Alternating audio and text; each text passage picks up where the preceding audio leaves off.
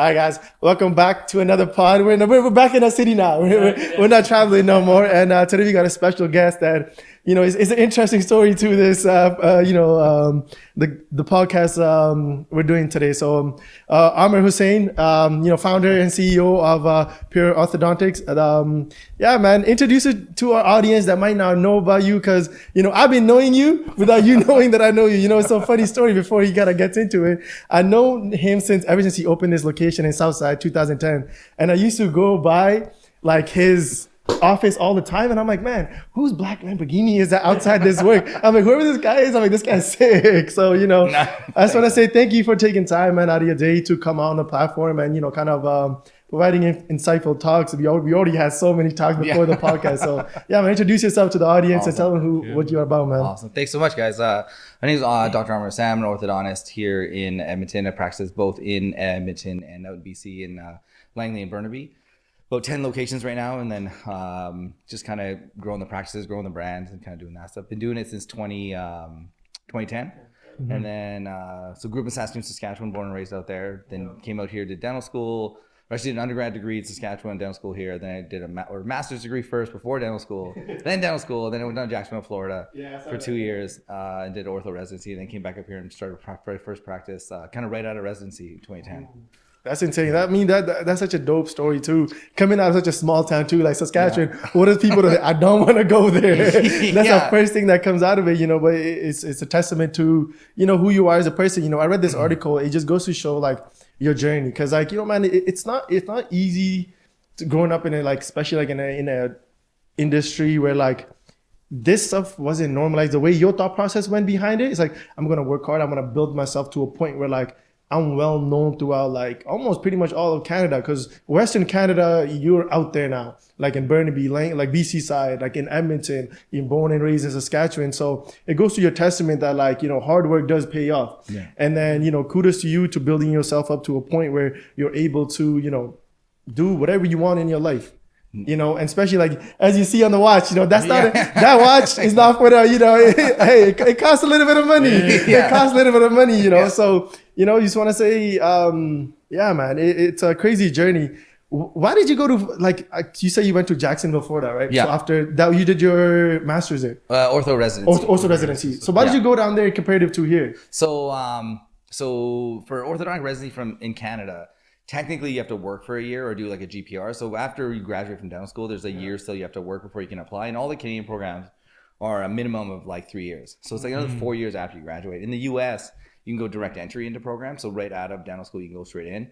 And then Jacksonville was one of the 2-year programs down there. So it ended up being, I graduated 2 years versus 4 years. So I did an extra 2 years of like practice life that I had. And so, I mean, even the extra cost of like going to Jacksonville to pay those prices in 6 months of practicing, you like wipe that out and you're kind of like right back in it. So I think from that standpoint, it was one of those things. I mean, I just always wanted to do orthodontics. It was kind of thing in dental school, kind of really drawn towards it. And I knew it was a goal for me. So I think for me, it was just one of those things like I'll apply everywhere and like take the shot wherever I get it to kind of go for it. So that was kind of the thing. I think when you wanted something that bad, you just like. Yeah, that's what I was going to ask you. I'm like, did you know like right from the get-go, like this is what you wanted for yourself? Because a lot of people don't know. No. They're like, it's like a test and trial. They're like, oh, I kind of want to do this. This kind of resonates with me. Yeah. For you, it seems like you knew right away, but like, I want to do this almost. Yeah, I knew like, I think so kind of growing up in like an all like brown, it's like, it's medicine, it's the engineering, right? There's like a couple choices you get to go, right? And so my parents like weren't doctors. They just came over. My dad's brother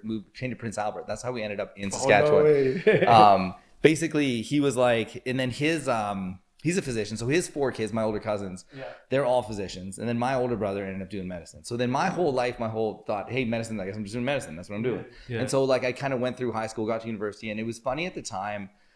I just couldn't get into medicine. Like it just wasn't working. And it's one of the, I like didn't pass the MCAT, didn't pass the MCAT. Then I passed the MCAT, couldn't pass the interview. So it was just like fail.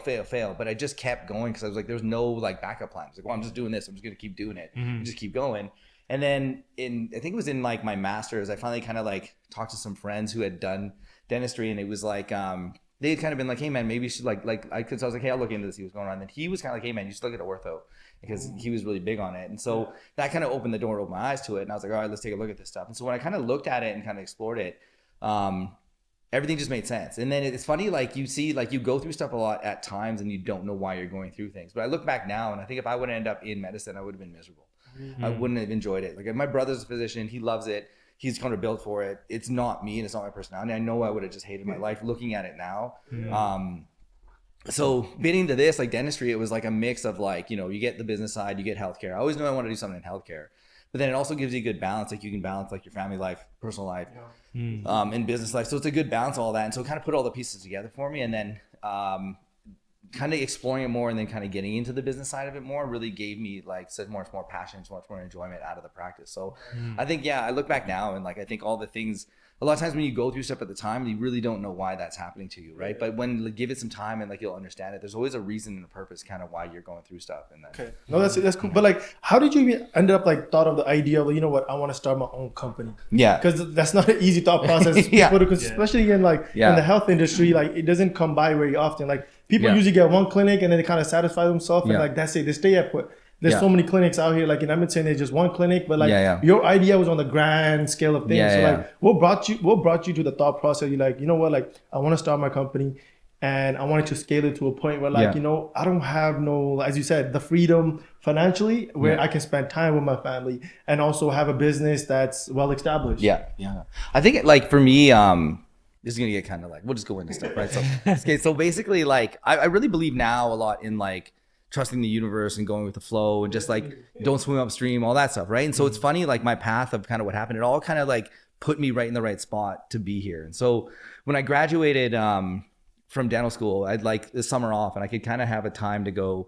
I was gonna go work in Fort McMurray, try to make as much money as I could, and then go like to residency and like just kind of like do all that. So then an orthodontist in Calgary actually heard that I got into ortho. So he's like, hey man, come down to Calgary, come talk to me. So I went to talk to him and he was like, hey man, you just work here. And I'm like, hey, I don't know anything about ortho. He's like, okay man, I'll give you like a pre-residency. You can kind of see what ortho's like and then see it. But he was like kind of a forward thinker and he was doing more like the business side, had a couple of practices. And so it kind of opened my eyes to, hey, there's something else here that could be done differently. It's funny because I think if I would have stayed in Canada, and this is why I'm a big proponent of leaving your city and getting out so you can see other things. I don't think this would have happened if I stayed in Canada and I stayed at, say, the University of Alberta, because what would have like been around me and the environment that would have been there. So seeing that before I went down kind of changed my vision on stuff. And I was like, hey, what is this like multiple practice thing? And like, there's a bigger business side to this orthodontics. How does this all work? Having that thought process in residency, especially in Jacksonville, that was such a breeding ground. Some of the biggest practices, crazily enough, came out of that like program. There's one guy I really look up to a year below me. He has like the biggest ortho like corp in like the world right now. And I think he has 200, probably maybe 400, something crazy, right? I have to look it up, but it's like I think it's like over $1 billion in like revenue. Like it's like that massive of like a thing. And it was being in like an environment like that and meeting guys like that. And then like sort of paying attention to that while you're going through it kind of made me think differently. And the US is always like, I kind of always say like it's easy to kind of project stuff a little bit because like US is ahead of Canada, and then like there's certain cities in Canada like that are ahead of like Edmonton, so you can kind of see trends that are happening and kind of watch that stuff. So the US was bigger on this corporate thing and multiple practices and kind of doing that. That was not happening here. Same with the advertising that we were talking about kind of before that wasn't happening, right? But being down there, I remember talking to this one guy in Texas. He had like, I think he had like 26, 27 practices or something like that. And I kind of asked him, I was like, hey man, like if I wanted to do this, what would be your advice, right? And he's like, honestly, be really good small, and then be really good medium, and then really good large. If you really like it, then go extra large. And so it's the idea of like just being good at each stage and kind of taking your like jumps when you're kind of ready for it. And so that was like the thought process. Okay, well, I'll come back. And then like just I tried to get jobs here, man. I did. I actually tried to interview with a bunch of guys, and they just gave me the shittiest deals. And it was just like, I was like, all right, man. Like a low daily rate. They weren't gonna pay me anything. Just not like treat me like shit. I was like, you know what, man? I was like, I always want to own my practice, man. I'm just gonna do this myself. Just go for it, right? So I ended up opening the practice, and then it was so crazy because it was like we were just like, honestly, if anyone asked me like what the secret was, you know, when like certain guys are just comfortable and they don't care anymore, and so they start treating people bad. They're like, whatever, what are you gonna do? Where are you gonna go, man? You know what I mean? It was like we came out and then we were just nice to people, and I was just like friendly and like helping people out and be like, yeah, for sure, I'll give you like what you need, and like we're like being nice, and it just blew up. And it was like it's funny, like that part of it for us just grew so fast, and then it was like this was working really well and this practiced really well, so then we kind of did the second one, and then it just kind of kept happening and getting opportunities to do more and more, and we could just keep handling it, so we just kept going. Yeah, so that's, I guess, like the it's, you know, it's so true though, because like I was talking to one of my employees yesterday. I'm like, you know what, like I own pizza shops, right? I'm like, yo, like it doesn't matter, like we all selling pizzas, right? It's the manner we're serving it though. I'm like, the customers that's gonna come through my door, like they know me. They didn't have to say the name, and I know who's walking in the door. That slightest bit, it makes the biggest difference to the customer. As crazy as it sounds, like now, like as you said, and then on top of that, I think realizing this is something that me and Mook try to do it more. That's why we try to grow out of our comfortable environment, which is Edmonton, right? We're like, if we want to meet and grow, we gotta leave our city, because that's the only way you'll grow. Right? It's so tough though, because like now it's just like, now you have. What, like even just trying to move to a different city is like how expensive it is. In Canada? Like the fact that you went to like Florida to do your education and everything, like that's a huge jump from where it is now. Now that you're back here, and this is another question for you too, is just more on just like the, you know, why Edmonton though? You could have gone to Toronto. You could have stayed in Florida. You stayed in Florida, man. I was like, you could have stayed in Florida. You know what? Honestly, so I was married, my first marriage, back when that happened, and then like my parents were in Saskatchewan, and then like her family was there, and it was one of those things like growing up, I didn't really have a lot of family around, so I was like, you know what? It'd be nice for my kids and my family to have that, and I think that would be something. Maybe because I didn't have it, I was like. In retrospect, I don't know. Just like, but at the time, I was like, you know what? I wanted to be. That was important to me to kind of be around them. And then it was like that was kind of the main draw to come back to Edmonton. Edmonton too was also a good like market at the time. Like there was a good opportunity there. So I was like the combination of those two things. I was like, you know what? Let's go for it. So I think that's what brought it back. But then I like Edmonton's really great for like a family. Like you're gonna raise a family, you're gonna have a family grow up here. It's nice. It's good to have. Honestly, it is really nice. I think to have your family around and be close to like your siblings or like to your parents and things like that. I think that like that was like good for me at that time going through that stuff. So I think that was probably the biggest reason. And then it's just with you know, as you were continuing on with, you know, developing your business, you know, like creating other locations as well. Like I'm pretty sure you heard of this too. It's just like, okay, well, with all this, it requires sacrifice. You're sacrificing your time. And then you also have family time. Then you're trying to balance between the two. It's just, you also hear too, there's no balance at all. Right? You're having to work late nights and like trying to figure everything out. So then it's just like, how do you go about with that? Like, is it true that there is such thing as a balance? There's no balance? Like, glad you brought that up. That's probably one of the reasons I got divorced. Let's table that for later and let's get back into that. But no, honestly, man, I think like I've had these conversations with other people.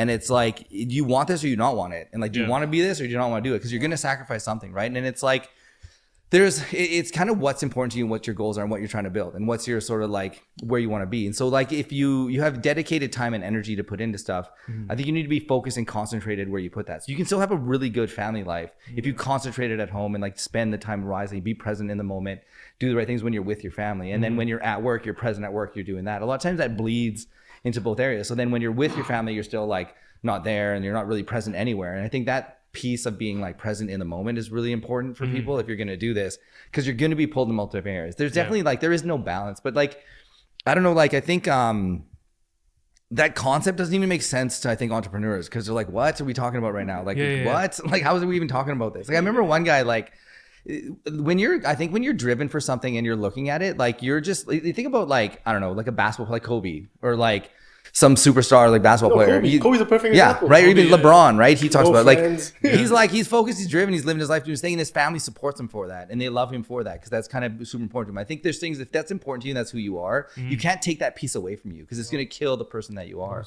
And so I think it goes to really like certain people and personalities. Some people are built for it and some people aren't built for it. And I think you have to kind of understand what that is for you. And I think if some people can work at Redline like 24/7 and just do it. Some people can't do that. And so I think everyone's a little bit different, and you have to know your sort of personality and what that is for you and what's important to you. Some people, they want to have like family is important to them, and they don't want to miss anything. They want to be around for every single thing. And so then they go to it, man, go for it. Right. And then there's some people that like, work's important and they still want to have their family. And so they kind of balance that out and they try to figure out how's the best way to do that. I think I've had like, this goes to something we were talking about earlier with, this is, what's that thing called? False virtue.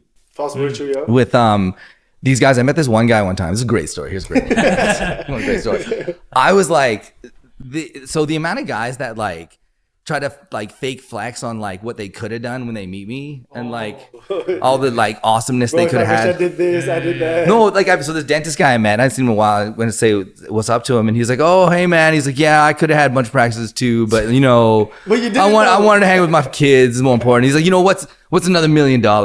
And I was like, you know, you could have $1 million and hang with your kids, right? You know, they're not mutually exclusive. Like that's not like, but there's like you have to do this like this false virtue, and like there's a term for it where it's like you're kind of being like more moral and high ground, but you're doing it from like a humble brag kind of way where it's like it's not real. Something they wanted but they don't have. It's and so you see it a lot, like where people are doing that kind of stuff, and it's just like I don't know, it's like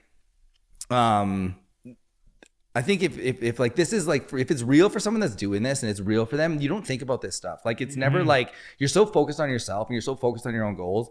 You're so focused on what you're trying to build. Like all the distractions kind of just like fail away. You kind of get rid of all the noise and you're just like locked in and like focused on like what you're trying to go for. I think that goes to like back. There's so many like loops here, but like back, like our community where our community is so tough because like. It's so based on like what everyone else thinks and what this person's gonna think. And so I gotta do this because of this person. No, I'm gonna do this because of this. And that whole book, like that's all art not giving a fuck. I think that was the biggest like that moment in my life. I can almost pinpoint kind of when it happened. It was like post-divorce.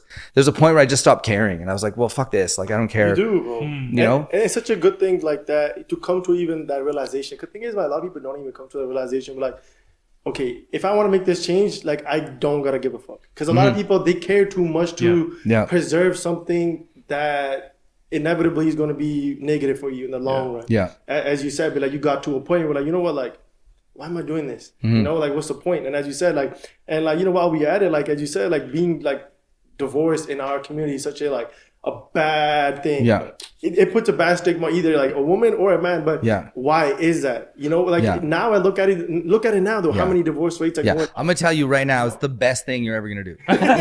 Leaving the person you don't like. You can't put a price on happiness and like the mental like anguish. Like when you're like worst combination ever is money and pain. Worst combination you can have.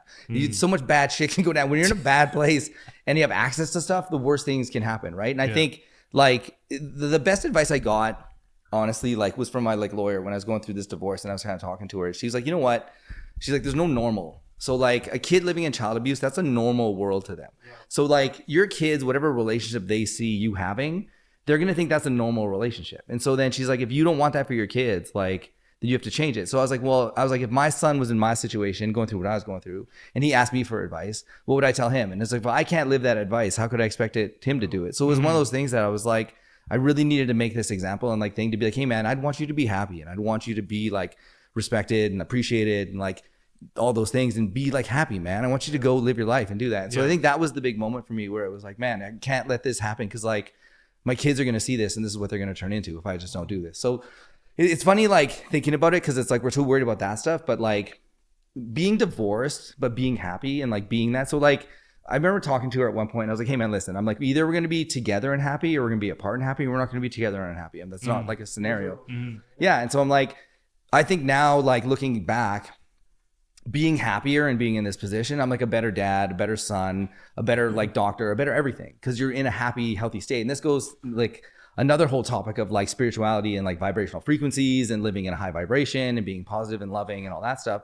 When you can't live like that and you're living in those lower like frequencies with anger and hate and like envy and jealousy, that's what you're projecting. That's what you're attracting. So the only way, and this is another whole, you can give me rant on a ton of stuff here, man. So this is why I hate therapists. I'll tell you why I hate therapists. So when I went through, therapists just tell you a thing and then make you, oh, it's because your mom was like that. That's why you're like that. You know what? You're right, man. My mom was like that. That is why I'm like that. And then you're defined by this thing, like, because this guy's telling you it's okay to feel like that because that's what happened to you and that's why you're feeling like that. When I was going through the divorce, I went to so many therapists, man.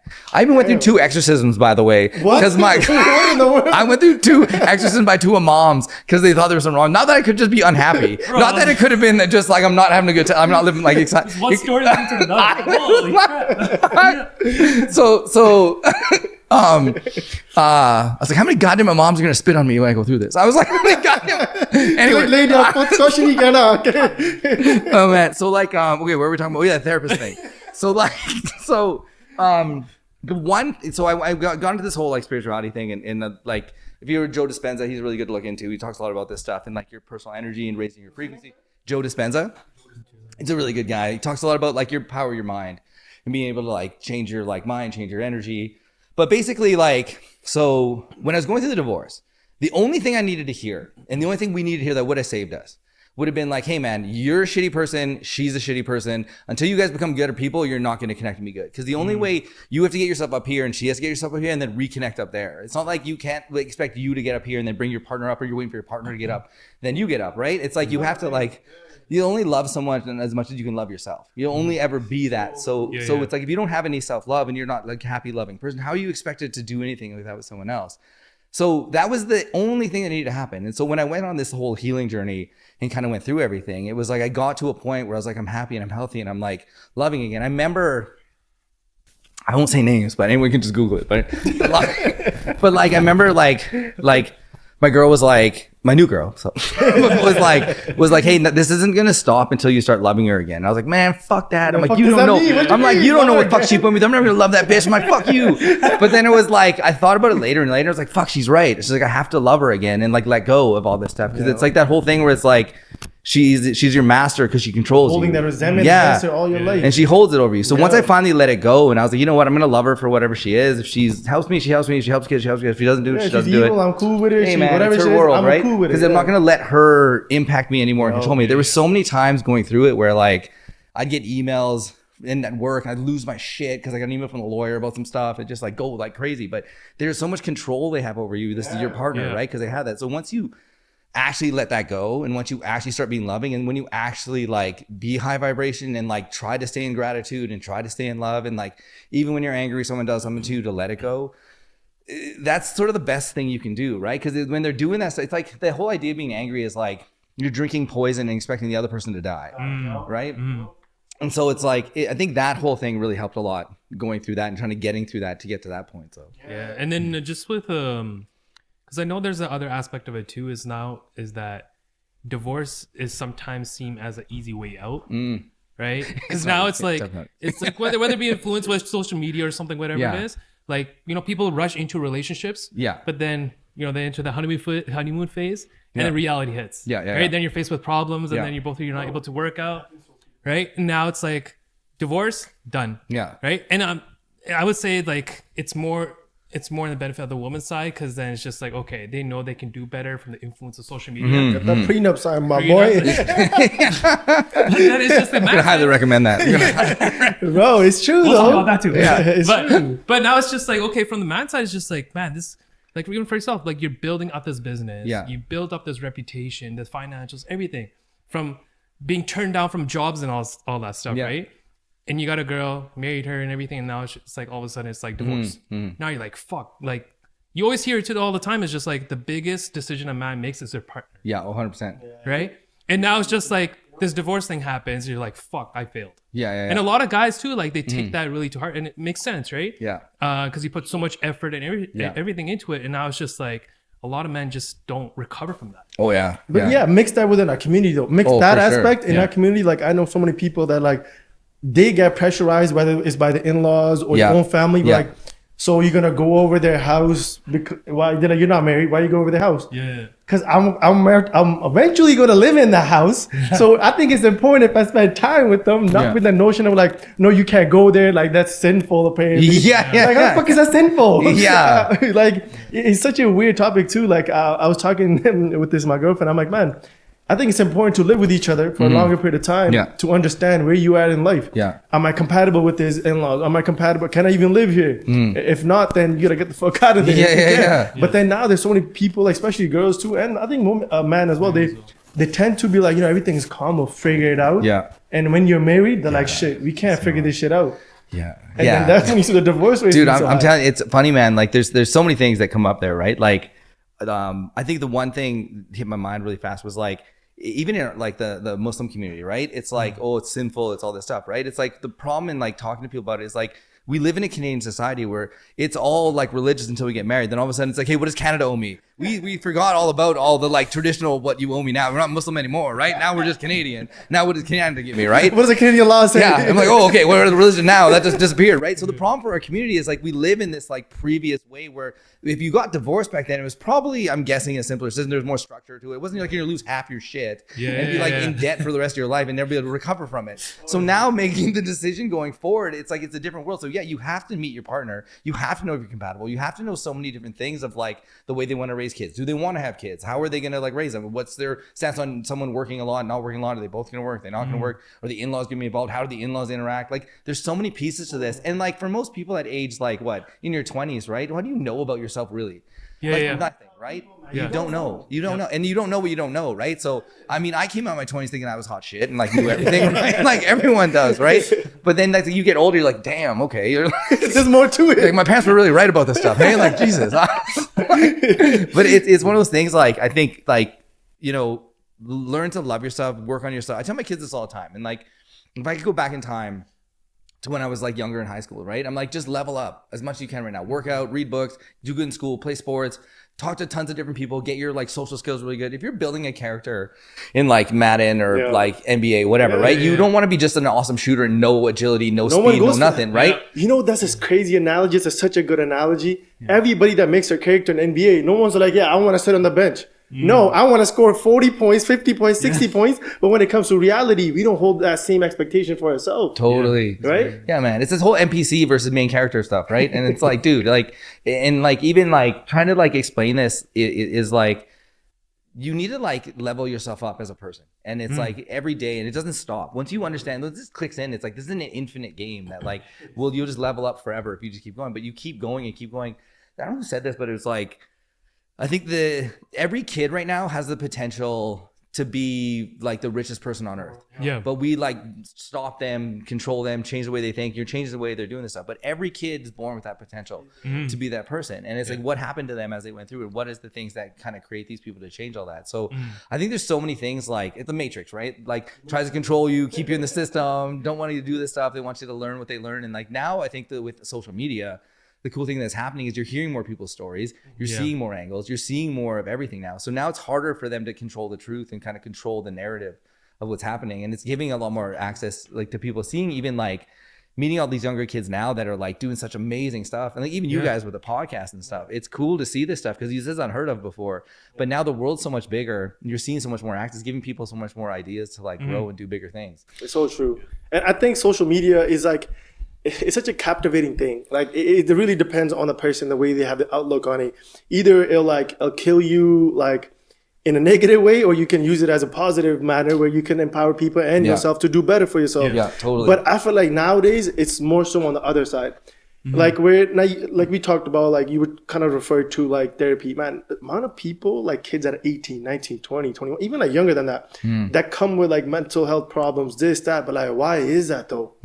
Like we're in this, as you said, we're kind of are in a matrix where stuff like this wasn't normal before. Like if we were to talk about this when we were our age, we wouldn't say, well, like, man, I'm in crazy mental distress. Yeah. Man, this wasn't even a talk because we didn't go through that much. Maybe unless foreseen situation happened to you, that's different. But in generality, this wasn't the scene. Me and my boys were so happy. We were outside shooting hoops until 1 a.m. until my mom yells at me and I go inside. Yeah. Happiest time of my life. That's all that brought happiness. Now, stuff like that doesn't fulfill people. Yeah. And that's the crazy part is where the simplistic things don't fulfill you. There's something inside of you that's broken, and the system that's being implemented is breaking people at such a young age. And that's why people are coming into relationships, committing suicide at a younger age than ever. There's a reason why all this is happening, and it's not just because everything's coming to a light, like, oh, you can't do this, can't do that. People like want to be like, everybody wants to be woke. Like, no, it's because this, that, like, no, it's bullshit. You know what it is, man, honestly, and like it's the thing. So everyone's looking for external things for happiness and external things to make them happy. And they're like, oh, if I get this new job, I'll be happy. Oh, when I get this like promotion, I'll be happy. If I make more money, I'll be happy, right? But there's sort of an unlimited number of problems, right? And you can't solve them all. There'll always be more, right? But it's like when you turn inside and look inside and start fixing yourself and healing yourself, that's something you can do. And then you can raise yourself up to a level and you become happy. There's a TED talk on this guy. His name's Sean Archer. It's called The Science of Happiness. And so basically he talks about like, they studied happiness at at like Harvard. And so it was kind of going through all these kids that like, and so basically the gist of it is the formula for happiness is backwards. Because what they say is like, oh, when I get this, like in Harvard, I'll be happy. When I become a doctor, I'll be happy whenever. So, but the problem is every time you hit it, the goalposts keep going further, right? So they're like, if you reverse that, become happy in the present moment, you actually work better, faster, like your brain operates better, you're happier, everything works, performance, everything improves because you're operating from like a happy perspective. And so the whole idea is to switch that formula and change it around. And that goes back to like, you know, being in the present moment and like that whole, it's not the destination, it's the journey and the people you meet on the journey. It's like the whole thing about being present with like every moment that you have and enjoying those moments and not getting caught up and like that. I mean, this is like, we talk about meditation, we can talk about like all these different things. There's so many things that like can help you get there that have been around forever, but like we get caught up in this attention society where it's like, and they want you to buy the newest thing, they want you to work for this, they want to do this or distract you with this and do all these things, where at the end of the day, it's you're seeing more and more people that are trying to unplug and get closer to nature and go be with themselves and be alone and be like present. And that's where like searching outside, everyone says it, right? Everything you search outside for stuff, it's inside for you always. There's something inside your soul that's missing, and you need to find that and see where that is. And you know, like spiritually, that's one of the things that I feel like people are broken now. Like you hear so many people coming out these days, they're like, I'm an atheist. I'm like, get the fuck out of here. You got to be connected to some sort of level spiritually with something that's higher power. You do, because it brings you closer to like reality and makes you understand things at a greater level. And now I feel like in this broken society that we live in, I truly think like to a certain extent we are broken. But we're like social media, like, you know, I was talking about this with someone. I'm like, you go on Instagram, it's literally soft porn, left, right, center. Oh yeah. It's literally like, you want to talk about spirituality, there's a girl like in half bikini, like her like tits are showing, and then they're out here in a yoga pose, they're like, yeah, it's therapeutic. Get the fuck You can send me that link when you get a check in. You know what I mean? Like, it's insane. And the worst part it's weakening men. Oh, dude. And it's weakening. Great topic. Let's dive into this one. Yeah, no, because the reason why I say that is weakening men who are majority of the, you know, people that are funding these like OnlyFans, this, that, like now you hear a crazy amount where like these girls are making $6 million a month. Who is funding? Okay, it comes down to the man. Unbelievable. If the man is not spending money, there is no demand for it. So it's literally like, as I said, it's breaking men to a point where like we're like in this like, you know when like the doctors hold that little pendulum like you see in the movies, and you're getting hypnotized. I feel like that's what's going on with social media right now. You're like in this, you're looking at the pendulum and you're like, like you're just stuck there. It's crazy, man. This is like, I don't know how you guys are fans of Andrew Tate or not, but probably. I mean, no, for us, like we spoke about him before. There's certain things like when he says like your woman's a slave and shit, we're like, bro, chill out, like relax. But when he talks about like, yo, get your shit together, like go to the gym, like self-development. So I think the thing that he hit on that was kind of the biggest thing was empowering men again and getting, because if you think about like, he had a great talk on with these girls one time. He's like, you think all these men are trying to like suppress you, and you're talking about the top 1% of men. You're not talking about the random guy throwing garbage out at 6 a.m. He's not going doing that thinking he's going to suppress you guys. And it's not like the guy working in the sewer doing all that stuff. It's not the guy at Starbucks who can't get a date, who no one talks to, who goes home alone, plays video games all the time. It's not that guy. You're not talking about him, right? But if you look at the whole population, the entire spectrum of men, you got to include everybody in the entire thing. So they're always really pinpointing like a specific thing, right? And so you think about like masculinity and what's happened to us in sort of society, and there was a really good, this came from, but it was like, look at the cartoon TV shows in North America with Simpsons, American Dad, Family Guy. Then look at anime and look at what the way anime father figures are portrayed.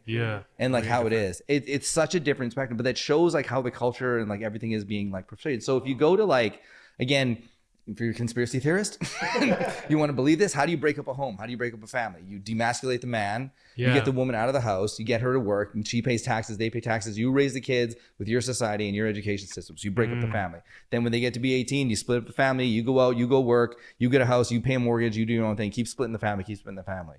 And so if you look at kind of traditional and go back to like Eastern values, that never happened. And like if you think about how empires are built on this stuff, that doesn't happen. Family sticks together, they're unified, they're growing.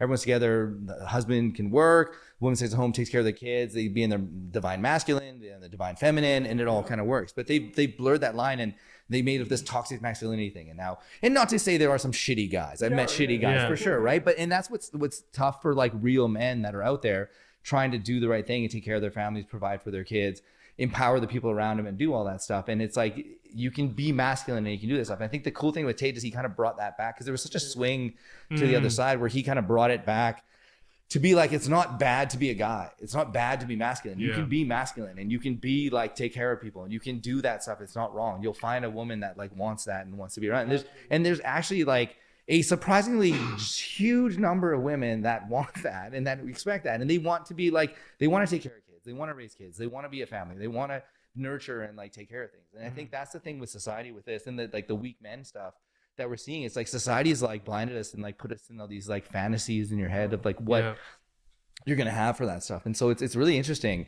I'd say probably what like last 5-10 years you're seeing more and more this has been changing. We're kind of seeing this revival finally. And it's great to see though too, like, cause you know, as much as like we spoke both aspect of Andrew Tate, I'm like, yo, like the shit that he's saying is real. I'm like, as men, we're allowing this behavior to continue. Like we make this stuff acceptable, and because he said this one thing, he's like, I'm not blaming that girl that started OnlyFans. He's like, because it's the motherfucking men that doing it. They're the one who's paying for it. If we don't pay for it, they don't have a business.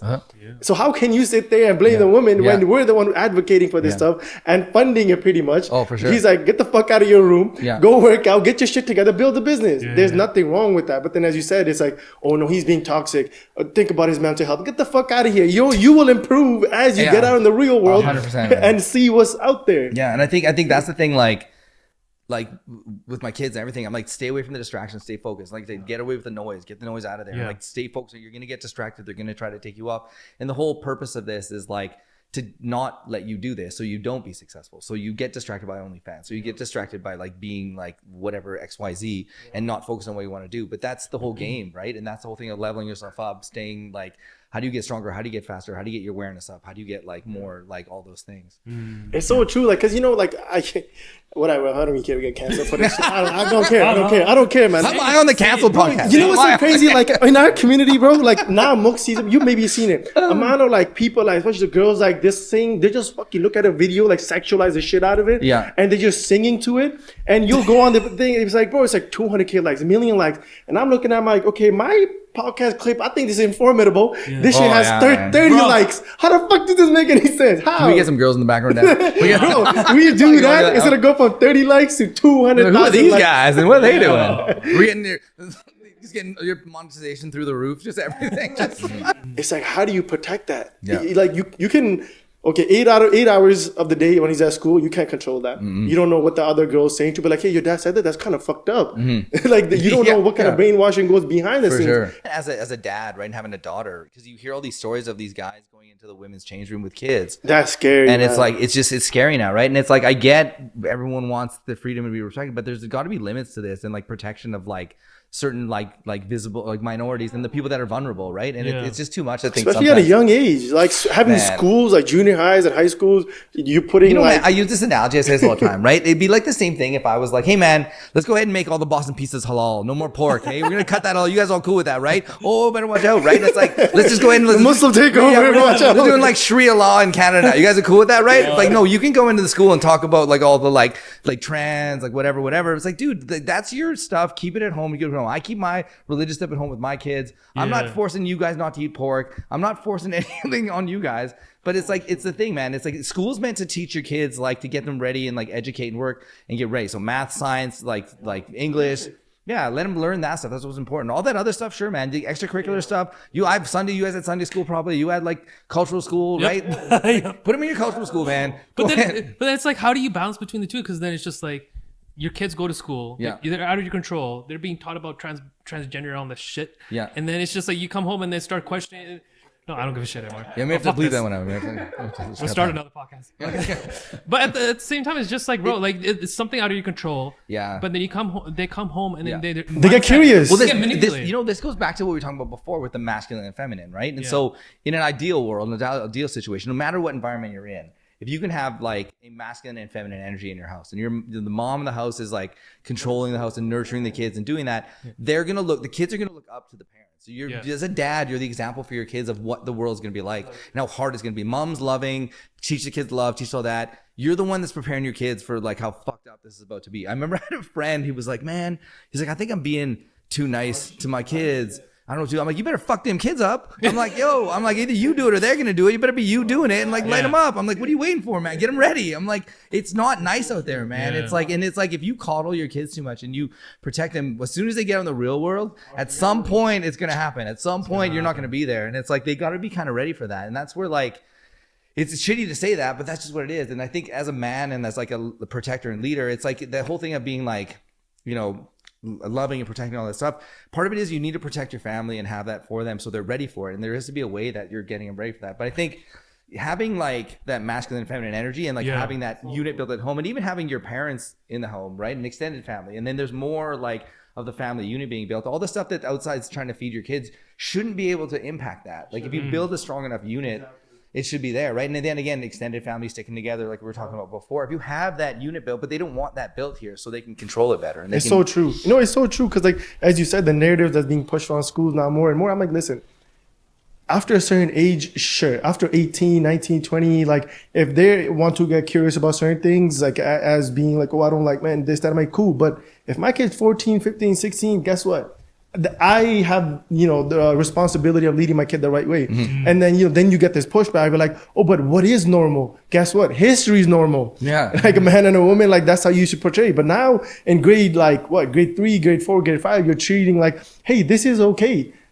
No, you're not teaching my kid that. Yeah. Because now it's like a psychological war you play within that kid, where that shouldn't be normalized. I think, man, and honestly, like I'm like, hey, man, whatever you want to do in your bedroom, it's up to you, man. Knock yourself out, man. That's do you, man. Do you, and like just don't make me do you, and like make me let me do me. All right, like I'm gonna do me, you do you. You have the freedom to do you. I have the freedom to do me. You don't need I don't need to be going into your house and like teaching your kids all my religious beliefs and everything I believe, and like I don't need to do that. You do you with your kids, and I do me with my kids. And then, like you said, give them the knowledge, give them the thing. When they hit 18, pray that you've given them enough cognitive thinking that they can make these decisions, and then they're on their own, man. And then they're going to make their choices and decisions. Do you think that it's just with, you know, of course it starts from the government level and then it kind of goes down into each provincial, right? This is getting a little bit more political, so we'll kind of like stay a little bit on it. You're saying this Trudeau's doing? Yeah. I mean, but what I'm saying is just like, when you see a leader, this is what I'm talking about. Well, this guy's harsh. No. But the thing is like, okay, when you see a leader, you want to see that he has established everything in the household accordingly, right? He has a family, kids are good, everything's settled. But my thing is like, okay, you know what? Justin Trudeau, his personal thing, whatever. But now that his thing is, you know, everything's falling apart, country's falling apart. Now the country's doing whatever they want. It's like, oh, it's a free world. You can bring them whatever, accepting everything. There's no ground rules, right? Whereas, I mean, of course, like, you know, the Middle Eastern has more strict and stuff, right? But I just think that we need to have some sort of religion. In a sense, like where there's a bound foundation. We're trying to convert people to one religion. What are we trying to do? ChatGPT said it was Sikhism. I don't know if you saw that. That was the one. I don't know. That's not what I'm talking. AI apparently. But there needs to be some sort of traditional fundamentals laid in place where it's like, okay, this is what we're basing off of. Yeah. In a sense of staying grounded. It's not even that, bro. It's like the cult. We just gotta turn back the culture how it was. It's not like Canada always been this like pro-liberal. Like, it's never been that. If it was that, then that would have been different. Like, this is not just something that, you know, it just kind of like took over the whole world by it. But like when you go to other countries, like as you said, Middle East and stuff. We're like, okay, nice try. Over there, like people go to jail, you holding hand, you're kissing. Like if you're a man and a man, you're kissing in the public, and then they crucify the country for it. Well, guess what? No other country you're going into, abide by the laws, and you're good. Don't be like, oh my God, look what they're doing. They're banning them. They're like, we didn't ban you. You were there. You did something that wasn't allowed to do in public because that's our rules. There's nothing wrong with that. It's abiding by it. Exactly. I think a lot of it, like when I look at like the political landscape of stuff, right? I think it's I always find that there's like a 10-year swing, and it goes like 10 years liberal, 10 years conservative, and we're kind of like swung all the way. And the same thing, Republican, Democrat, right? I think we've hit the limit now of like the liberal thing, and everyone's and then eventually another 10 years people will be pissed at conservatives and it'll be like the exact same thing and it'll come right back, right? But it's like it's just the cycle that like kind of continues over time. But I mean, the scary thing I think now is like with the decline of like empires, right? That's the big fear, is like the decline of the US, and like you're seeing it with like, I think it's that Ray Dalio with the change in the New World Order. He's talking like something about a civil war in 5 years he's predicting. Like there's all these things now with like the things that are happening, right? And it's like you see it with any like empire, back from like the Roman Empire to like as British all throughout, like how they all have like symptoms of stuff, and that And what was that thing that the saying everyone does? Like hard times create like strong men, tough men create like weak times, or what, you know. I know what's the saying. Yeah. Fool me once, shame on you. Fool me twice. Can't put the blame on you. Fool me 3 times. Let's just start singing J. Cole lyrics. But you know, it's interesting, man. But you know what? Sorry, I just want to reel it back. You know, because these topics are crucial to talk about. Because like, we're kids eventually, one day you have your kids. We want our kids to come in this environment. But you know, I just want to reel it back to kind of take it back from the company aspect. Sorry, I know we're reeling a way back. Yeah, we go all up. You know, you guys have ADHD too? Yeah, I know. I think so too. Like, we can go on for the topic for like half an hour. We're like, wait, let's reel it back. Because one thing aliens all of a sudden. We're like, one thing I do want to talk about with you, I think you hit the nail on the coffin. I think people got to understand what fits for them when it comes to the business aspect. Not a lot of people are meant to own a business. Not a lot of people lead a team because they don't have the attributes, the traits to lead a team, which is okay as well. Yeah. You know, now I see a lot of time the new generation is getting lazy. Now, what I mean by that is a lot of them, they feel entitled. They're like, oh, it's been a rough day. I'm just going to call in sick. You know, and like bullshit like that. Like, I'm like, bro, people are fucking lazy. There's no other way around it. The amount of people that I bump into, they're like, man, life is hard. What do? I go home, I work. Life's tough. I'm like, life tough, eh? I'm like, welcome to the real world. Like, life is not tough. Life is good. You have a job. You're making money. You have a house. You have food. You have everything that you need. Life is not tough. And then I want to get your idea, like, you know, your aspect on that. Like, do you feel like you see that more and more now where like people are becoming like more lazy in the workforce? I think it's a generational thing, right? And I think there's some article on this too where it talks about every previous generation kind of thought that of another generation. This is the age group that they kind of go through. I think a big piece of this though is like you need to find out how to inspire that generation and connect with those people. And I think they're driven by different things now. And I think there's different things that drive even my kids at their age, what drives them versus what drove like us versus what drove like our parents. I think there's different things. And so for like say 20 to 25 year olds now, there's different things for them that are important in value system for it. And I think before it was like, you know, I think you think back like way back with our parents, right? If they lost their job, it was a big deal. Like oh man, I lost my job. And they made movies about people losing their jobs. What am I gonna do? Now it's like, let's get a new job tomorrow, man. It's cool, right? It's like everything's changed, so it's a different style. I think so for us with like team, we need to find ways to, I think, to like inspire them to believe in what you're building and believe in it. And that's why I think culture and like the energy and all that stuff is super important. Because you need to find a way to get people to buy in and believe in what you're doing. So I think if there's a bigger purpose for someone to be in something, I think that's what launched them. There was another like study they did that was like, there's different factors, like for example, I think hygiene and non-hygiene factors. And so basically certain factors are things like, you know, amount of pay, time off, you know, bonuses, things like that. That's all stuff that'll make you not hate your job, but it's not going to make you love your job. The things they found that would make people love their job is like a sense of purpose, something they feel like they're contributing to and like making a difference. Like those are the things that are going to make people actually love their jobs. And so I think what we see in dentistry a lot, there's a lot of guys that are just trying to grind their team and like go and like just get this money, get out. And like you can see, I mean, and you go into medical offices, you go into dental offices, you can feel it. When you get in people there. are miserable. They're like, how can I help you? Yeah, get right. the fuck out, please. So I think trying to like combat that and like build an environment that's like can be different is the only way you're gonna get that. You're gonna get and you're gonna get lazy people. And I think the one biggest thing I think too for like an owner, you got to know when to like fire people and you got to know when to let people go. Because like the longer you let people that don't believe in your culture and are lazy and have that mentality, it's going to spread like a poison. And then the problem is if you let it go too long, the cancer spread and all of a sudden you got to fire like 5 people. And so it's one of those things that like even as an owner, as a leader, it's disrespectful to the team that's committed if you let those people stay. Because they're like, hey man, I'm working so hard, I'm doing all this, but like this person can just do this. So like what the hell? So you only just owe it to the hardworking people on your team to do that. And I think you think about it a lot like I think I like sports. I use a lot of sports analogies for stuff. So I'm like, hey man, if you're a receiver and you're supposed to catch the ball, I'm gonna throw the ball, you're gonna catch the ball, right? Okay, that's all you're gonna do. You drop the ball, you're off the team. Easy, man. It's black and white here. Like you just gotta do your job. And so I think on teams, like even in basketball, right? It's like not everyone is MJ, not everyone's LeBron, not everyone's Kobe. There's role players, and you need role players to win, right? And so it's like you need the Draymond Green of the world. Yeah, you do. You do. Even in like hockey, right? So if you got like someone who's awesome on defense and you're good on offense, all of a sudden this guy's up trying to score goals. Like, bro, get on defense. What are you doing up here, man? Like get fuck back there. Like it's you need to know your role and play it. But it's like it's not like you're better, I'm worse, whatever. It's like you're working together to build a championship. And that's the whole thing is like you have to understand like what it is and where your role is and where you put the best and where you excel the best.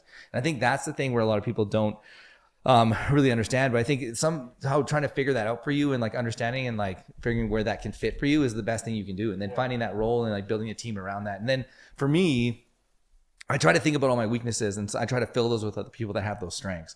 So it's like we try to find things. I'm not super disorganized. I'm ADHD. I'm all over the place, right? So I need really organized people around me that can like control things and keep things under control. So I think knowing yourself and kind of what your strengths are and where your weaknesses are, that's when you can kind of build like a team. Because again, same thing. You play like basketball, right? And you're like, hey man, we're really good on defense. We suck on offense and we can't shoot threes. Probably get somebody that can shoot threes. Probably like a couple things maybe we should do here, man. Like really simple, right? But if you think about honestly, like even what we do is like, and like, again, like if you think about championship teams, so I heard the Eagles won, right? One of the big things shout out Marshall. So like, one of the big things they talked about was the culture of the team, how everyone was there and everyone was on the team. And like you see it, like championship teams have a culture. And that's where like you're gonna love this one. So the Cowboys guys, like, oh man, we're like 3 steps away. I'm like, bro, you were so far. He's like, we're pretty in the same level as the Eagles or something like that. Not even close. Like, it's a culture. And like even when, what was it, Mark Cuban bought the Mavericks. How did he change that team around? Culture, yo. That was it. Why? Like every sports team that ends up being like a championship team, if you really break it, look at them, it's never like, oh, we're just all superstars and we're like toxic. That never happened. It's so true. It's all culture. Look at Warriors. What would they? If people say, be like, who was one of the main determining factor that team won? Yeah. A lot of people say, yo, Draymond held that team down. Yeah. Because guess what? He knew what he had to do and he held that team down. Everybody knew Curry was the main player, but guess what? It's the behind the scene. Who's holding that team down? It wasn't Curry, vocal leader. It was Draymond, the vocal leader that held that team down. And that goes to even like, if you think about, there's always a question of like, well, how are you going to make your kids make the right decisions when they're older, when you're not around, right? It goes to culture and what your values when you're younger and what were the cultures and values you put into them when they're growing up, because when they're older, that's the cultures and values they're going to take on as they grow. And not enough of us think about, there's a really good book, I think it's like I recommend this book. I'm going to make my kids read this book when they hit like before they go to university. I wish I would have read it. I'll get the name for sure, but it's like, I think it's like, how do you want to live your life? And it's by Michael Christensen or Michael something like that, but it's like, yeah, I'll find the book. But it's honestly like a great book to read at a young age, because it talks a lot about your life and like what's going to be important to you as you get older and like how you're going to live your life. And I don't think we think about that enough. Like, and the stuff I know now, man, I wish I would have learned this stuff when I was like 16, 17. It was thinking about these things and like just understanding it. And I think there's so much of that, that like aside from like, you know, just like being physically in shape, from like being smart and reading to being spiritual to like, you know, being close with like a partner, all those different things play a role and they all kind of fit together. There's that whole idea of like mind, body, spirit, and the connection between all three of those. And then you really need to have all those categories like connected and working back to your thing of having like the soul, right? Yeah. And having something there. And it's not to say like you have to be this religion or whatever, but there is a spiritual element to everyone and there is something else out there and everyone can feel it. And I mean, yeah, so I'm all on board with you on that. Yeah. No, the thing is like, as one thing me and Mo preach is like being able to articulate yourself in a manner where like your words holds some sort of authority behind it is so key.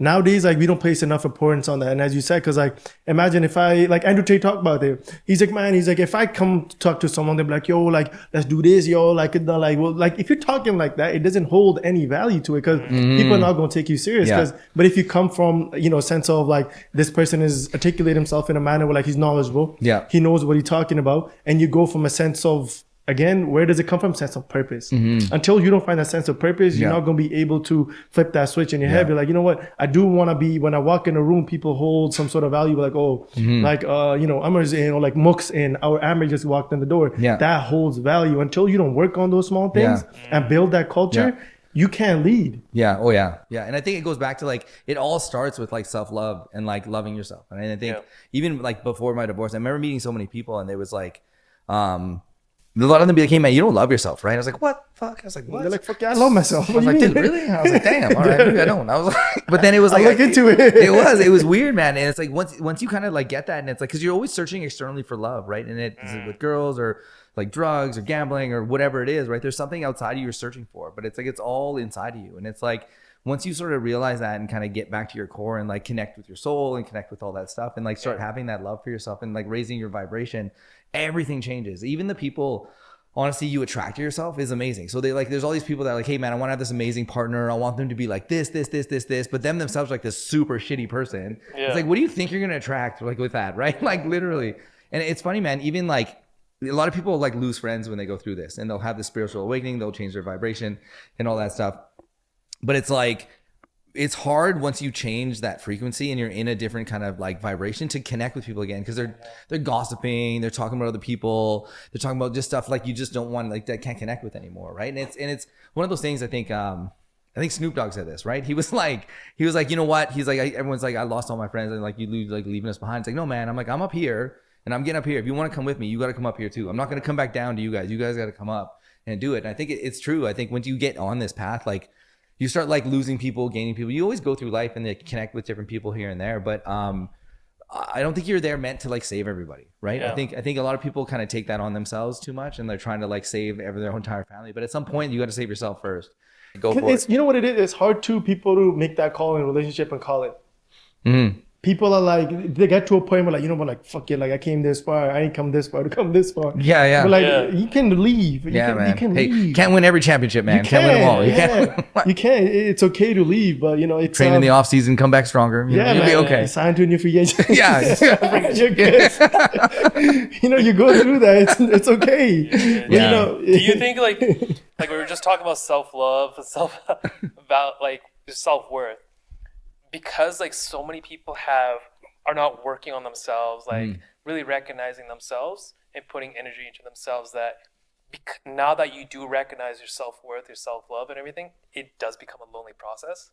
I think especially when you first start doing it, because the most likely the circle of people that you're around are not doing that stuff, right? It's the same kind of thing. Like if you have like, that's I saying like you only be whatever as your 5 closest friends, right? If you want to be super in shape, hang out with 5 guys that are super in shape. You want to learn about real estate, hang out with 5 guys that are all about real estate. Yeah. And like if you're like, you know, you're super in shape, and then your friend of the week is like, hey man, come on, let's get a pizza, let's watch some TV, let's hang out. You're like, yeah man, I don't know, I don't want to do that, right? So you got to find like you got to find your tribe and do that. And I think one of the big things I talk about, like so this idea of like multiple realities, and like there's these infinite realities and infinite universes, and there's like an infinite numbers of you living the exact same life right now. Like you could have any life you want, but it's like you have to figure out how to shift into that reality. And this is the whole manifestation and like creating what you want, right? But it's like there's a way that like there's whatever you could think of right now, there's a version of you that's doing that right now in like another version of it, right? But how do you switch into that? One of the easiest ways to start that process is change your environment. And so the people around you,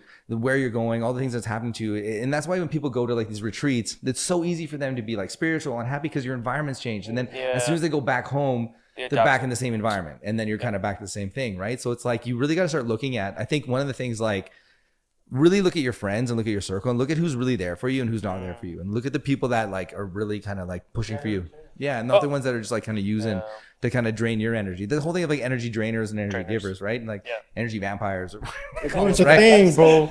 It's a thing. Yeah. Not a lot of people are willing to take that step, because then it's just like, the fear of just not having any friends, and just like you just buy, because a lot of people are not willing to sit quiet. They're not willing to have those racing thoughts, like understanding like reality's hitting them. For sure. And you know, their sense of like escaping the world is just like they're with the wrong people, right? It's just postponing reality, and then they just never end up just, you know, adapting. But you look at the reality though. Like I was watching the Gil's Arena podcast, and Brandon Jennings was talking about this.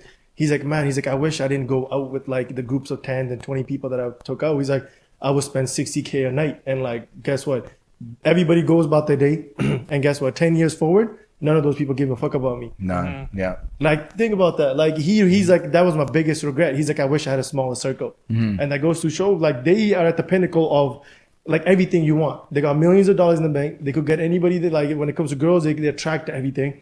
So for them, it's like them coming to the reality of like, man, I wish I didn't do that. Yeah. It just goes to the, you know, it shows those people that done it and been to the pinnacle of success. Yeah. And they're suggesting like, be careful who you surround yourself with. Yeah. What more advice do you need? Yeah. Even our parents were younger, man. They're always the same thing, probably telling you, hey, watch out for this kid. Yeah. Stay away from this guy.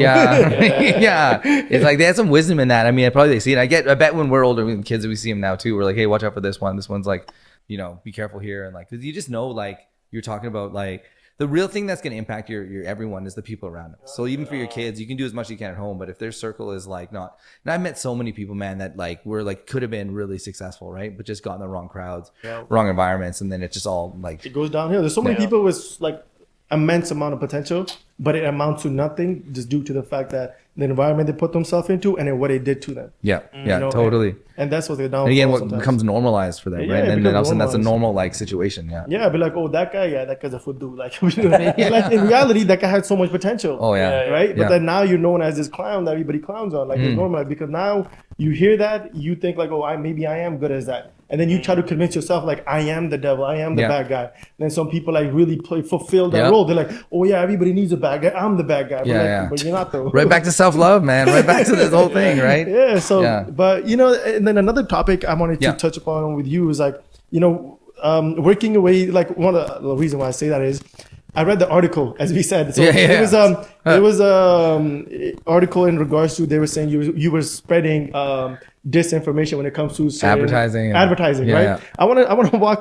Tell us what happened in that situation, man. Because like I read that, then I'm like I was reading through it. I'm like, this doesn't even make any sense. It's so like so advertising in healthcare is a very interesting like space, and especially like in dentistry, it's controlled a lot by the dental associations, right? And so I think the problem we run into as a profession, and I think the difficulty we run into is they don't advance with the times as much as the times are advancing. And so with technology and everything that's happening, the people running the organizations are back in the Stone Ages, right? And they're ready to retire. They predate like Yellow Pages. They're not like, I mean, people don't even know when they hear this conversation what Yellow Pages are. That's how old some people are, right? So like, so it's tough, right? Because when you're a forward thinker and you're pushing the envelope and you're pushing to get there, it's like, you're just natural evolution of what's happening. And so for you to be successful and for you to do what you need to do, you have to sometimes be pushing the envelope and being where you need to go to make these things happen. And so I think, you know, with that specific thing, the analogy to that one was basically we had a flyer and there was a crazy low price for braces. It's pretty good like though. it was like 4,000. It was like 4,500 or something like that. Now it's and like then the guy, just in perspective, okay? So it would have been like if you went in for the Boxing Day special, like December 26th for a TV, you got the flyer, and then you show up April 1st, and you're like, hey, bro, can I get this Boxing Day sale? They'd be like, what the fuck? What are you talking about, man? But they were like, oh, their arguments, it's a big decision. You got to give them time to think about it. You can't just have a limited time offer. So I was like, well, how much time do I got to give them? They're like, well, it's just enough time. I'm like, well, how much is enough time, man? Oh, you know, enough. I was like, okay. I was like, I see where this is going. And then it was like, even then, like there's so many more things to like this story. But I think like the biggest takeaway from all that stuff is, for any business owner, like you're going to go through stuff. And I mean, I went through like, I think when you're pushing the envelope of your head and you're different and you're doing things, you're not going to be understood. You're going to be hated on. That's just part of it. Like there's no reason to not think that. Not everyone's going to be loved. You're going to have that. I think in this situation, like we took it, like we talked about earlier. So coming from Jacksonville and like coming to Canada or back to Edmonton in like 2010 when we opened, it was a very traditional, old school, run by like the old boys club. Of like, so it was all referral based. You refer to the dentist gets a referral, and then still is. Still is, man. Yeah, still is. And it's almost a disservice, right? Because it's like they're going to like a lot of the stuff that they treat, and like this is going to take some like crazy spins into science, but like so they're pulling a lot of teeth, which should never be happening anymore. They're damaging faces, killing airways, doing all this stuff, but because they've always been there for them, that's what they do. They just refer. They don't even think about it. Hey, what do you mean by that? So in orthodontics, here's a big tip for everybody in orthodontics right now.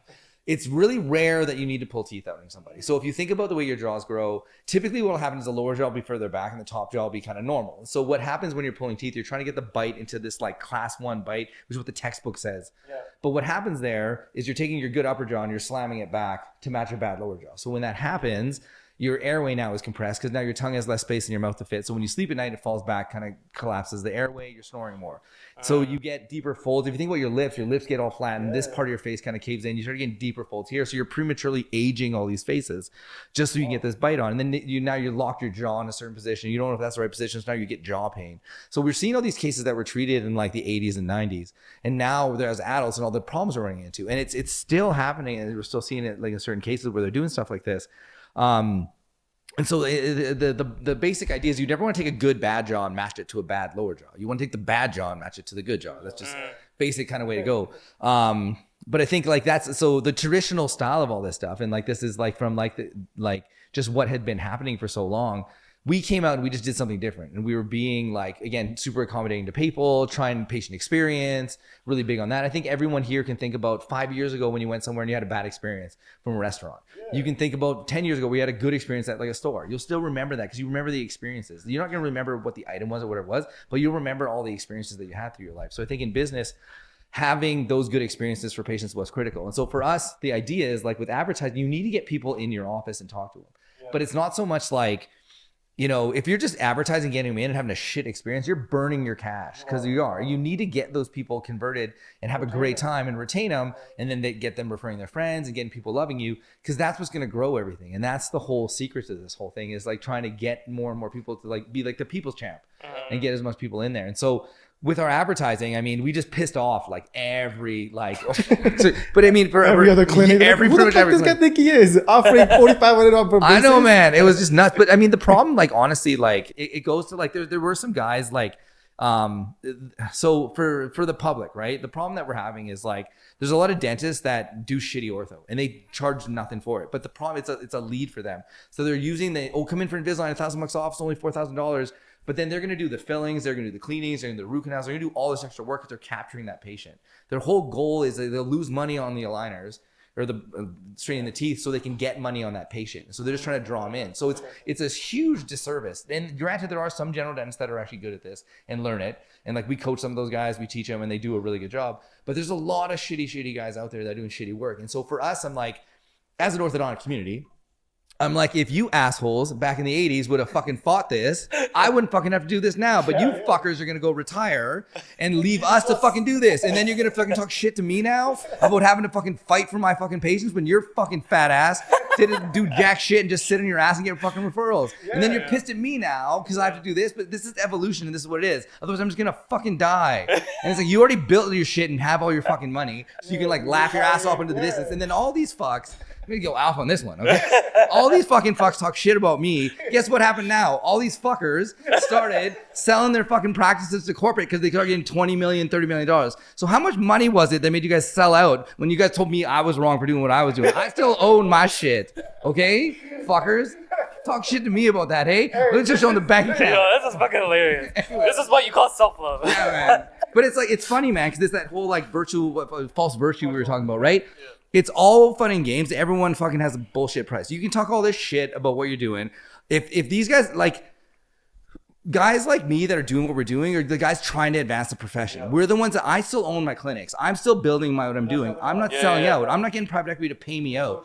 Whereas these guys are all doing that. And it's like, so to not have guys like us in the community here teaching the students and talking to the guys about it, how are they going to compete? How are they going to do it? But like they don't give us a platform. They just talk down. They talk shit. He was like false advertising, and I can't believe he was doing that. That's crazy. Unbelievable. The fact that they charged you, then you're like, dude, you were cornered. You were cornered. I couldn't do anything, man. I was like, it was game over, and I was like, all right, I guess I'm already like, but like, okay, so like, no, I can't even say this. Maybe don't keep this clip in there, but. Dude, I like have practice. I don't even fucking work, man. What am I gonna get? Block me for like whatever and fine? Okay, bro, cool. It goes back to like the whole thing with like, please don't put this in, please.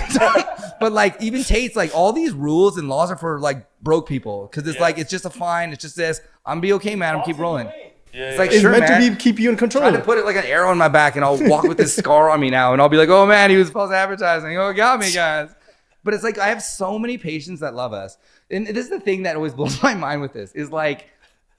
If I'm that bad a dude, if I'm that horrible, how the fuck am I still here? You can't fake this for this long. It's like, dude, it's like, how is that possible? I'm just that good at it. We're 2025. You started in 2010. I'm like, you would have been out of business. Seriously, right? That's and it's fun, like, so when it comes to it, man, it's like the people that actually get to know me and actually get to meet me and actually know who I am and what I'm all about, they see it and they feel it. And that's the patients, and they see it. And then they tell their friends and they tell their people. So it's like, it's funny, man, because it's like, I say all the time, man, we got to be one of the only offices, probably maybe one of the only in the world that like actively have orthodontists saying people not to come to us, actively having dentists not come to see us. Yet I'm still like one of the biggest practices almost in Western Canada.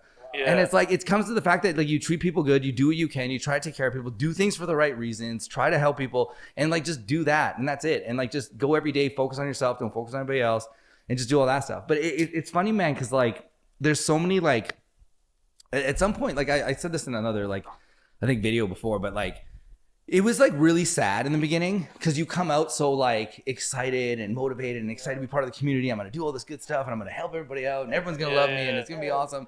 Then everyone starts talking shit and you're like, yo, what? Wait, what? You're like, like, hey man, I'm just like, I just got here. I just like, and it was like, so it was really defeating, right? But it ended up being, it's funny, like going back to like trusting the universe, don't swim upstream, just go with the flow. Everything that's happened in my career and all the ups and downs, all the expensive lessons I had to learn is brought me to a point now where I'm set and ready to do what I got to do. Like everything's positioned me and gave me the lessons I needed to be where I need to be prepared to build what we're going to build and do what we're doing. And so it's like, I look at everything like, you know, you look at your life and it's like your things that happened to you in the past are either your greatest like challenges or greatest lessons. And they'll either be the things that make you turn to who you are. And if you talk to most people about their divorces, it's probably the best thing that ever happened to them because it forces them to change and kind of be what they need to be. And so I think it really depends on how you look at your life and all these things that happen to you. So even in like situations like that where you get like, you know, the college comes down to you for whatever. Committee's coming down at you for no reason. It is what it is. If you know in your heart you're doing the right thing and you're trying to do what you got to do, then like just keep going and just don't give up and just keep rolling. I think, it's like fail forward, man. Just keep going. And just like eventually it just goes. Like there's no timeline. There's no playbook. There's no like you have to be like this at this time. It's just like do your thing and just keep going and keep leveling up. It takes you, man, do enough side quests, you get enough main points, eventually you fucking like, you know, like Les Brown said, he's like, man, shoot for the moon. He's like even if you fall, he's like you land amongst the stars. Yeah. You know, and Les Brown, like I love it. He's a motivational speaker, and I love the way he articulates himself and the way he came from. He came from like being left in an apartment building. His mom abandoned him. And way. So like a cleaning worker found him on the ground. Wow. And he became one of the most powerful motivational speaker in the world. It goes to show like you don't have to, like what you amount to is sky's the limit. And people box themselves for no reason. But you know, one thing I wanted to touch upon is like the beauty standard. What you kind of touched upon, like how people are changing the jaw alignment, this, that. When it comes to like the dental aspect of it, do you feel like a lot of people are coming in, are they ruining the way the structure of the jaw and the teeth? Like, oh, I want teeth whitening. I want my teeth to look perfect. Veneers and stuff like this is becoming so and more normalized. Like people don't want braces no more because I will look funny. I want immediate fix, all that. I think it's not. We're seeing it a little bit here. It's probably worse in bigger cities and like probably more aesthetic places. With bigger populations, probably we see more of that because there are some pretty aggressive things you can do to teeth to like that. I mean, I'm a big believer, obviously, in natural teeth and get your natural teeth where they gotta go. I think that looks so the best. Funny. Yeah, unless you find someone that's really good at it and can do a really good job, I think it's like hard. But it's like, I think I agree, man. I think your body is like your temple, and like you gotta really take care of it and do the right things for it, and like try to do it the best way you can. I think there's lots of things that people take shortcuts and people are doing things that can be damaging to the teeth. So I think it's really, again, finding the right providers and finding the right network of people that can like help you and like get you to the right and do the right thing for you. I think that's in anything, like from like the medical aesthetics, like dermatology, things like that, to like, the roof these days, man. Oh, everyone wants a BBL. Everybody wants like a hairdo. Remember we were talking about that, you know, Ocho Cinco. You hear what he said on a podcast? Oh my god! You didn't hear? Which one? Oh, okay. This is gonna be good. So he's on a podcast with Stephen A. Smith. Yeah. So then he starts talking about like his private part. Then he's like, you know, like he starts talking about like, I was with this girl, and then you know, like we're doing it, and then she whispers in my ear, she's like, go deeper, and then he's like, I was all the way in though. He's like, I had a realization, I ran out of pee. That's what he said on the fucking podcast. He said this on the worldwide podcast. Then he's like, he said that. Right? The fact that he's like, I can say, he's like, I don't care. He's like, I'm secure about it. My wife knows. He's like, I got a surgical procedure done. He's like, I went in 15 minutes. And then he's like, okay, we talking now. And it was Ocho's hilarious, man. He's so funny. I couldn't know. Some of these guys, man, they're the most funniest things you ever hear. I just love this. And he's like, man, you want happiness? Go out there and get it. He's like, everything's at your dude, it's like that. Like everything can be changed in this day and age. Like literally, that whole thing is like, you're not ugly, you're just poor. It's like, you look at the Kardashians before all their stuff, and then like look around. They're the beauty standard of the world, and half of their bodies paid it's all for. Fake, man. It's all probably all of the bodies paid for. Man. It's funny, even those videos you see like where it's like it shows beauty standards from like the like different centuries and like all the way through and like what it changed. Like, hey, so I can't even imagine like the next like generation to come up, like what they're gonna be looking at, like what's going on for them, right? Like you hear so many cases, people are dying of bad surgical procedures. Oh yeah. Look at the show Botched. Yeah, People I come- think the thing I talk to people about this a lot, and I think the problem is like, so say it's someplace like Turkey or Mexico, right? There are really good surgeons and there's really good dentists there. The problem is it's Canada, US, there's a standardization that you have to hit. So there's a bare minimum of standards of like cleanliness, sterilization, like the procedure, all that stuff. Whereas there, it's kind of a crapshoot, right? So, man, I heard this story. I don't know if this is true. This might be an urban legend, but it was like these girls were going to Thailand to get their boobs done, and then they'd wake up with no nipples because they were taking their nipples for all the trannies. That makes sense, though. I was like, God damn. Well, all right. So definitely don't go to Thailand rolling the dice on that one. Really. Oh, the nipples are extra, ma'am. We took yours. You didn't buy the add-on. You didn't buy it. But Yeah, you gotta be careful, man. I hear even injections of like stuff to like people. There was some, I think it was some Daisy actress that was like, I don't know, was it a Mexican actress or something? Her face got ruined, but it's jealousy of somebody. You know what I'm talking about, right? I know who you're talking about. Yeah, was that Mexican or South American? Maybe. Yeah, it was it was a Mexican. I forgot what it was, man. But I know exactly. She was like a beauty, like an actress, like beautiful, and then a yeah. jealous like friend of hers was like, "Oh, I'm gonna inject this stuff in your face," and like ruined her face by injecting all this random stuff in her face. So I mean, you gotta be careful, man. Like, and I think people like this is the one thing I never understood. Was like people will spend so much money on so much stuff. Yet when it comes to your actual body, you're not spending money on it. And it's like, this is your body. So even like the food you're putting into it, like what you're doing to take care of yourself, like that's it. This is it for you, man. And it's like, I think people don't understand like, you know, how valuable it is just to be able to walk around and be healthy and like, you know, be like functional. I think that's something that we really take for granted. And it's like, you don't really appreciate that until it's kind of gone. Right. And so I think, you know, taking a random procedure just to save some money because you really want this, but it's like you could end up like that. I don't know if it's worth the risk, right? So like, true, it's just like you got to really like stories too. Yeah, that come out. But I don't know if I could love a girl without nipples. Imagine, like, fuck, what's going on here? Wait a What's minute. a baby gonna do? Yeah, exactly. Bro, nowadays they don't even want to breastfeed because they say, well, sag the tits and whatnot. It's crazy. Damn it. I'm like, what's going on? How are we gonna raise the generations coming up? You can get that redone after. Come on. That's what I think. Come on, guys. What do they call it? Mommy makeover. Yeah. Don't worry, we got you. Solutions for everything here, guys.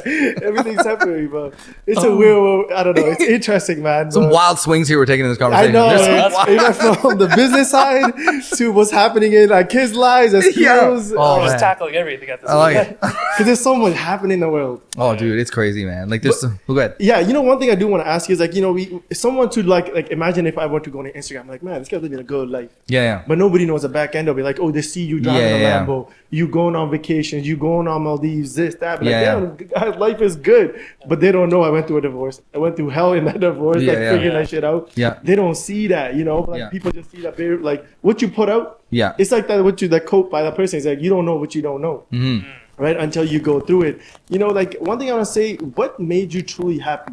Like having the cars is cool, having the business is cool, but like what made you really internally sit down one day and you're like, you know what? I'm grateful for where I am and I'm thankful for what I did throughout my process and now I'm good.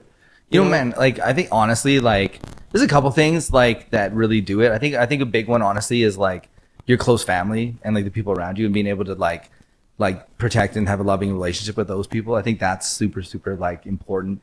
I think for me personally, like with my kids and like my like brother and my mom and like the people really close to me, partner and like that to me is like probably the biggest thing that brings the happiness. I'm more like my goal, like always the thing for me, right, is like I'm a very ambitious person and driven person, right? So I enjoy like the hunt of, so to speak, right? I enjoy the game and I'm like I love the game. I like winning the championship, get in, all that stuff is great, but I love the game of it. I love training for this. I love doing this part of it. And that's what I really enjoy. And like, so I think that part for me has always been like, it's awesome, man. Like all the like the money, the trips, all that stuff is just like the measuring stick of stuff that happens. It's just a side effect of like what you do. When you do what you do and like you're doing really well and it's happening, all that stuff just kind of comes. But it's not like the end goal.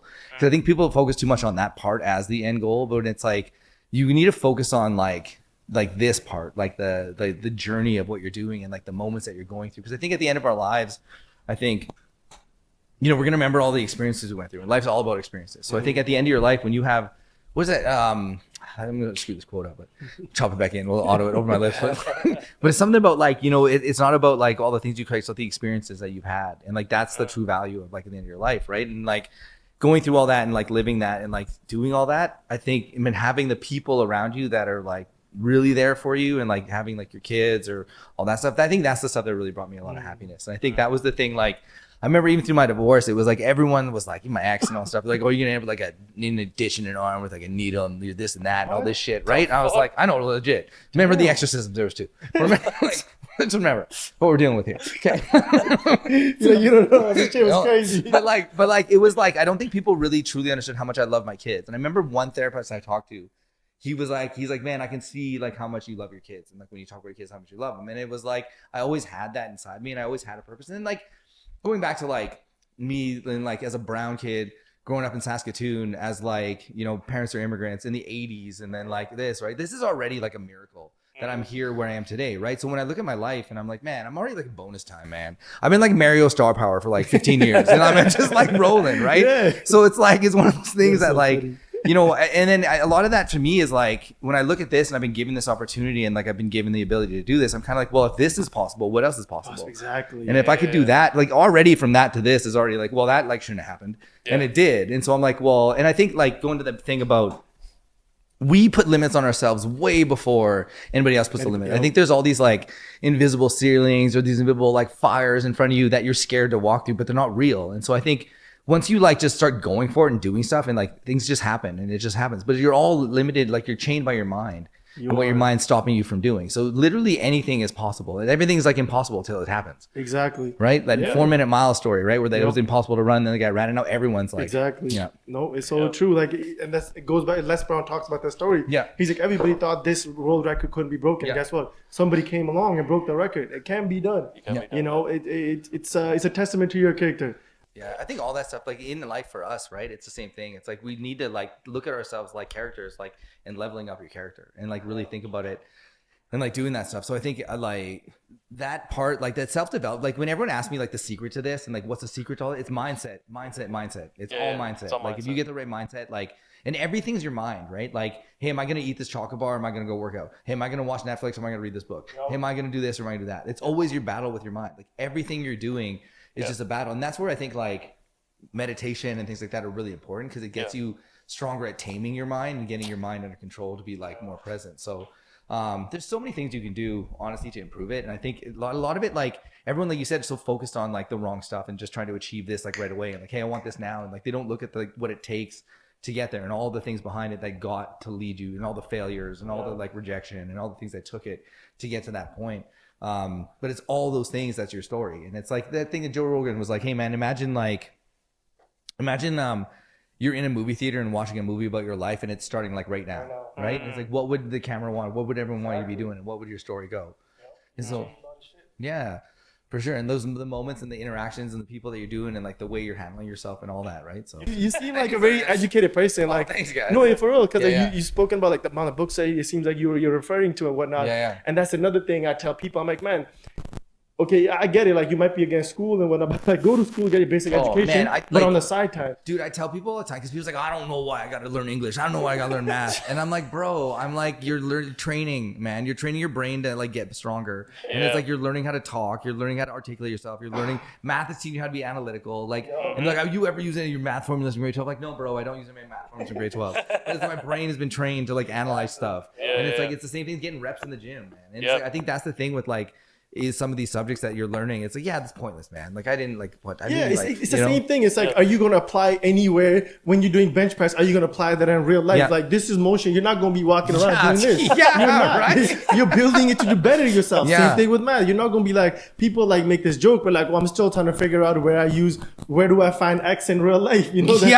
Bro, that's not the point. It's not the point, man. You're not going to be, I mean, same thing you do at the gym. Why do you do it? To better yourself. You go to math you're class just making your brain stronger. So like when you get older, you can analyze situations and like you're just thinking differently and like you're trying to strengthen parts of your brain. Like working on the gym, you're exercising that muscle to get it stronger. You're not doing this to walk around like doing like this 24/7. Like that. Man. You're thinking like that. So it's man, power to you. Thanks, man. Getting to this part of your life where you can cherish everything, through your hardships and everything, and then you're reaping, you know, like the fruit for your, you know, the hardship that you went through. So, my power to you. Thank you for coming on a pod. Yeah, And, man. you know, Appreciate and the that. last thing that we always do, we ask about, leave one message out to the audience. You know, a lot of people Yeah. look dead in the camera. Some people don't, but you know, give one message to the people out there that might feel confused or they don't know what's going on these days with like, or they just don't feel like sense of belonging these days, given what's going on. You know, I think if I had like one thing to say, it's the same thing I'd say to my kids all the time is like, focus on yourself, love yourself first, and like level yourself up, work on yourself and focus on that. Understand that no one's ever going to love you as much as you love yourself, and surround yourself with positive energy and be someone that's like, be a superhero. Don't be a supervillain. Help people. Don't hurt people. Hey, that's perfectly said, man. On that Thank you, note, man. thank you so much. And then, Thank you know, you, thank you for man. your team, everybody that's behind the Yeah. cameras. And on that note, take care and we'll see you guys on the next podcast. All right, see you.